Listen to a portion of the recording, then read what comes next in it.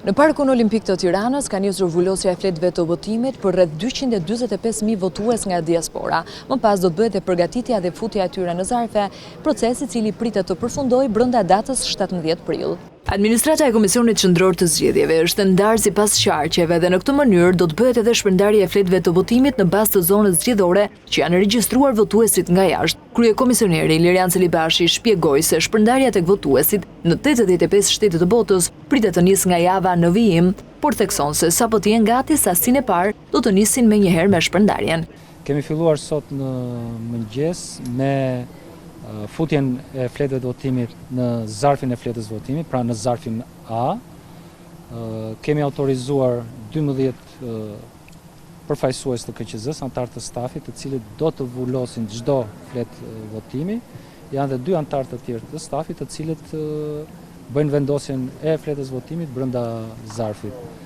Janë prezent përfaqësues të subjekteve, të disa subjekteve zgjedhore, të cilat kanë dhe detyra procedurale, të themi, në këtë fillim të procesit, por ndërkohë janë këtu edhe për ta monitoruar procesin.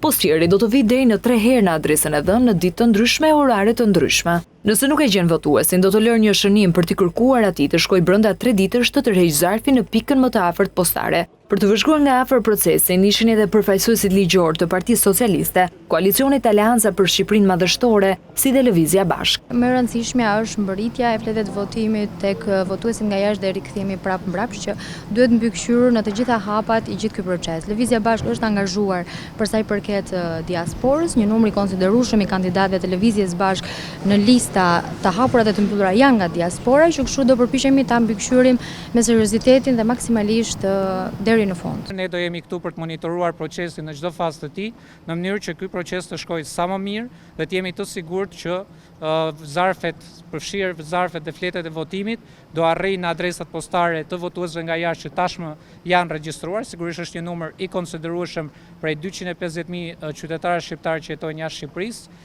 dhe të mundsohet që mos ketë asnjë doj rezerve, vrejtje, apo të ketë ndonjë, po themi, ankim në raport me këtë proces. Vota e emigrantëve digjet në rast se ajo futet në territorin e Shqipërisë pas datës 11 maj ora 19.